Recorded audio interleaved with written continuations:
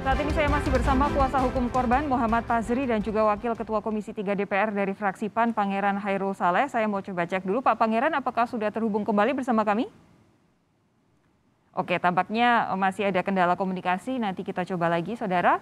Pak Fazri, tadi sebelum jeda iklan, Pak Pangeran juga sempat menyampaikan bahwa jangan-jangan sudah ada semacam ada yang mengatur begitu. Karena seperti tadi yang Anda ungkap, tuntutan tidak sesuai, pengenaan pasal juga sebenarnya bisa lebih maksimal lagi. Ketika Anda tadi bilang bahwa ada sejumlah orang, baik dari institusi kepolisian maupun kejaksaan, diduga melakukan intimidasi, apa yang bisa Anda lihat dari seluruh rangkaian ini? Iya, yang jelas memang hal tersebut tidak dibenarkan posisinya secara hukum. Jadi jelas di mereka sendiri melanggar kode etik dalam hal institusi masing-masing, bahkan juga ada dugaan menyalahgunakan kewenangan dan melakukan perbuatan melanggar hukum. Seperti itu. Bahkan sampai dengan melakukan yang namanya maladministrasi seperti dalam hal proses administrasi di internal mereka dan penyidikan mereka itu sendiri.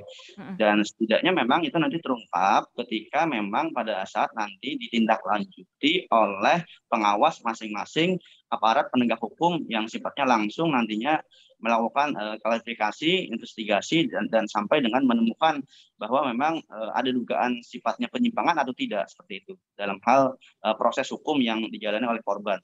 Oke, nah ini kan sudah melapor kepada Komisi 3 DPR, tetapi langkah-langkah hukum apa yang saat ini sudah Pak Fazri lakukan atas nama korban ini untuk menindaklanjuti vonis yang kemarin? Yang jelas kami mendorong kepada kejaksaan untuk nantinya mengajukan PK. Jadi kemarin tanggal 28 Januari pada saat itu kami melakukan siaran pers bahwa ada peluang bagi jaksa ini untuk mengajukan PK peninjauan kembali upaya hukum luar biasa terhadap perkara tersebut. Jadi setidaknya kalau mereka mengatakan bahwa pro keadilan, pro kepada korban, pro kepada publik di Kalimantan Selatan dan Indonesia seperti itu, ya harus mengajukan PK terhadap perkara tersebut berkaitan dengan novum apa yang memang nanti akan didapatkan atau dicari dalam perkara tersebut. Mudah saja, sangat banyak novum yang bisa didapatkan. Di antaranya juga dari kakak korban itu di BAP polisi ada pada saat dia BAP, tapi ternyata di persidangan kakak korban tidak dihadirkan, tidak dipanggil sebagai saksi yang memberatkan bagi terdakwa. Oke. Jadi ini posisinya. Ada chatting-chatting juga, terus juga ada bukti-bukti rekaman juga yang dimiliki oleh korban sifatnya. Jadi banyak ke depan, bahkan kalaupun nanti mengajukan PK, itu menjadi sebuah terobosan baru dalam perkara ini.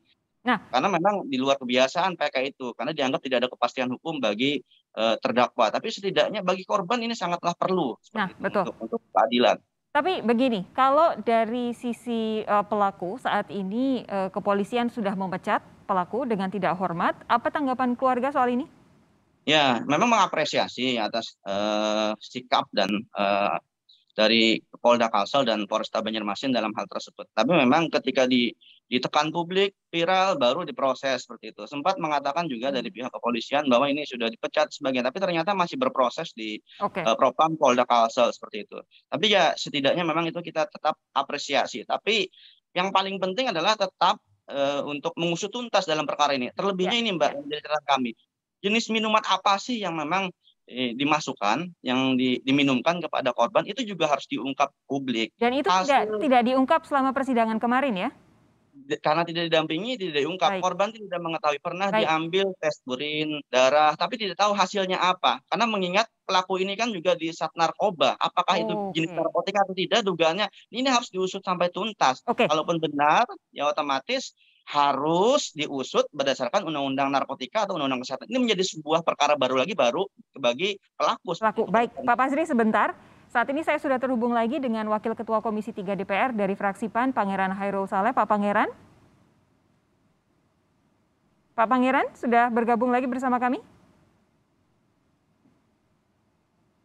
Pak Pangeran?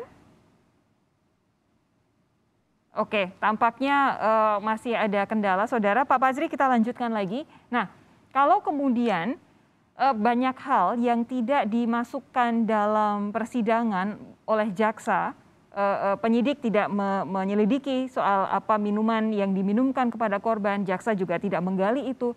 Kira-kira menurut Anda,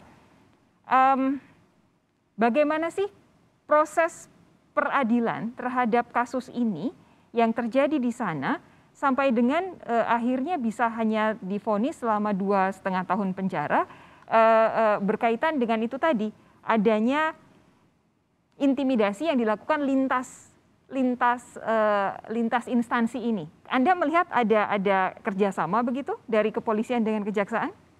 Ya, dugaannya memang ada dalam hal itu pengkondisian, karena dari awal proses dalam perkara ini sudah tidak transparan. Jadi sudah tidak transparan posisinya di mana, dan persidangannya pun cukup cepat, Mbak, dalam hal itu. Jadi persidangannya juga cukup cepat dalam proses hukumnya. Jadi ketika ada tekanan-tekanan baru sifatnya mereka bergerak seperti itu. Oke, Jadi jadi viral itu yang dulu baru iya, ditindaklanjuti iya, begitu ya? viral dulu, dan harusnya apa yang disayangkan, harusnya ini magangnya ke polisi, magangnya ke Polresta Banjarmasin, harusnya diberitahukan kepada kampus, karena kampus pada saat mengirim mahasiswa magang itu menggunakan surat resmi. Oke. Surat resmi, lalu nanti dijawab lagi oleh instansi terkait, sehingga ini pertanggungjawabannya memang sesama instansi Betul. posisinya. Harusnya di awal sudah diungkap, disampaikan, sehingga dikawal dari awal proses penyelidikan sampai dengan tersangkanya dari pelaku, sampai dengan penuntutan, sampai dengan putusan, sehingga tidak menjadi seperti ini Nah, harusnya. yang Kalau saat ini dikawal. harus diketahui oleh korban adalah bahwa banyak sekali dukungan kepada korban. Yang paling dekat ini adalah tentu teman-teman sealma mater yang ada di kampus. Begitu, sejauh ini dukungan dari kampus untuk korban dan keluarga apa saja ini, Pak? Ya, dari kampus kan sudah membentuk tim advokasi. Jadi dari kampus sudah membentuk tim advokasi, dari Universitas Lambung Mangkurat melalui pembantu Rektor 3 juga bidang kemahasiswaan sudah langsung terjun pada saat sebelumnya, melakukan beberapa audiensi-audiensi, menyampaikan beberapa sikap seperti itu. Dan dari kawan-kawan mahasiswa juga sudah melakukan aksi unjuk rasa kepada Kejaksaan Tinggi Kalsel, meminta klarifikasi secara langsung. Dari kawan-kawan gerakan masyarakat juga sudah membentuk tim dan mengeluarkan pernyataan sikapnya dalam hal itu. Jadi ini menjadi suatu atensi publik khususnya di Kalimantan Selatan yang setidaknya memang ini harus diusut ke depan pihak-pihak yang terkait sampai dengan tuntas dan ke akar-akarnya. Kenapa harus seperti itu? Karena ini menjadi sebuah presiden buruk dalam hal penegakan hukum yang Ya, ada di Indonesia. baik. Terlebihnya, Mbak, yang menjadi catatan adalah ini dilakukan oleh aparat penegak hukum, harusnya diperberat sepertiga dari masa hukumannya pada saat putusan. Ya, karena aparatus yang seharusnya melindungi kita, tetapi nyatanya jadi pelaku kejahatan berupa pemerkosaan. Pak Fazri, terima kasih sudah Ya, Mbak. bergabung malam hari ini di Sapa Indonesia Malam. Kami nantikan kelanjutannya ya Pak ya. Kita tunggu juga Ya, Komisi 3 pekan depan akan ke Banjarmasin. Selamat malam Pak Fazri. ya, selamat malam, Mbak. Terima kasih. Saudara